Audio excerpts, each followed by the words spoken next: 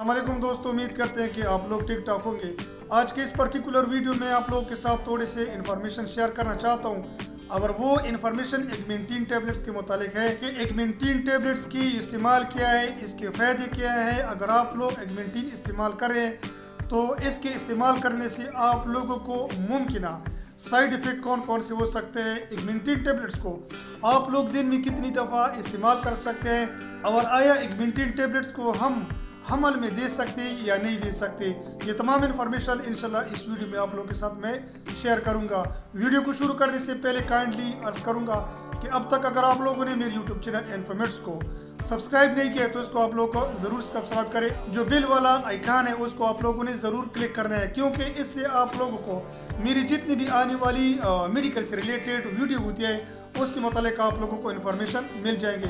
सबसे पहले मैं आप लोगों को बताना चाहता हूँ कि एगमेंटिन है क्या चीज़। बेसिकली एगमेंटिन एक एंटीबायोटिक्स टैबलेट्स होते हैं और एंटीबायोटिक वो टैबलेट्स या वो इंजेक्शन होते हैं जो हम किसी भी बैक्टीरियल इन्फेक्शन के खिलाफ हम दे सकते हैं।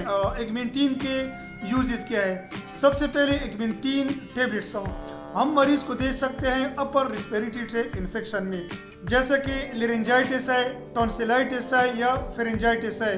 इसमें किसी तरह भी इन्फेक्शन हो जाए या सोजिश हो जाए या किसी किस्म का मसला हो जाए तो इस सूरत हाल में हम एगमेंटिन के टैबलेट्स मरीज को दे सकते हैं। इसके अलावा एगमेंटिन टैबलेट्स को हम मरीज को लोअर रिस्पिरेटरी ट्रैक्ट इन्फेक्शन में भी दे सकते हैं। मिसाल के तौर पर एक मरीज़ है, उसको ब्रोंकाइटिस का मसला है, उसको इन्फेक्शन है, उसकी ब्रोंकाई को कोई इन्फेक्शन हो गया है, उसको खांसी भी आ रही है, उसको बुखार भी है और इसके गले में और ब्रोंकाई में इरिटेशन वगैरह का भी मसला है, तो इस सूरत हाल में भी हम एगमेंटिन के टैबलेट्स मरीज़ को दे सकते हैं। इसके अलावा अगर किसी मरीज़ को निमोनिया का मसला होता है तो इस सूरत हाल में भी हम एगमेंटिन के टैबलेट्स को दूसरे पेन किलर वगैरह के साथ दे सकते हैं। इसके अलावा एगमेंटिन टैबलेट्स हम बैक्टीरियल स्किन इन्फेक्शन में भी मरीज़ को दे सकते हैं। मिसाल के तौर पर किसी मरीज़ को दाने आ जाते हैं या इस तरह कोई मरीज़ गिर जाता है, वहाँ पर कोई ज़ख़म आ जाता है और ज़ख़म इन्फेक्शन की सूरत इख्तियार करता है,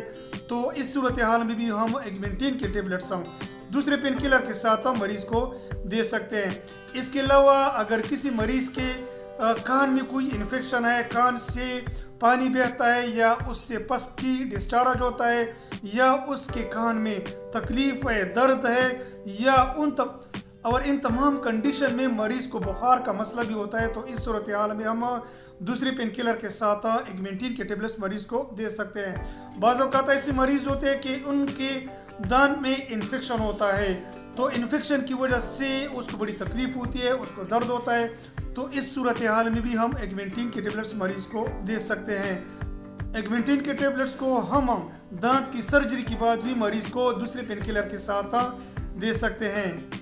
इसके अलावा एगमेंटिन टैबलेट्स को हम डिलीवरी के बाद मरीज़ को भी दे सकते हैं, क्योंकि डिलीवरी के बाद मरीज़ को बहुत बड़ा इन्फेक्शन होता है, वहाँ पर मरीज़ को दर्द की शिकायत भी होती है, तो दूसरी पेन किलर के साथ हम मरीज़ को एगमेंटिन की टैबलेट्स दे सकते हैं। इसके अलावा अगर किसी मरीज़ को साइनोसाइटिस का मसला होता है, उसके साइनोसिस में कोई इन्फेक्शन होता है, तो इसी साइनोसाइटिस की इन्फेक्शन को ख़त्म करने के लिए दूसरे पेन किलर के साथ हम मरीज़ को एगमेंटिन की टैबलेट्स दे सकते हैं। अब आ जाते हैं कि एगमेंटिन के टैबलेट्स हम मरीज़ को दिन में कितनी दफ़ा दे सकते हैं। बेसिकली एगमेंटिन का जो ऑफिशियल डोज है वो दिन में 3 दफ़ा है, सुबह, दोपहर, शाम को खाना खाने के बाद मरीज़ ले सकता है।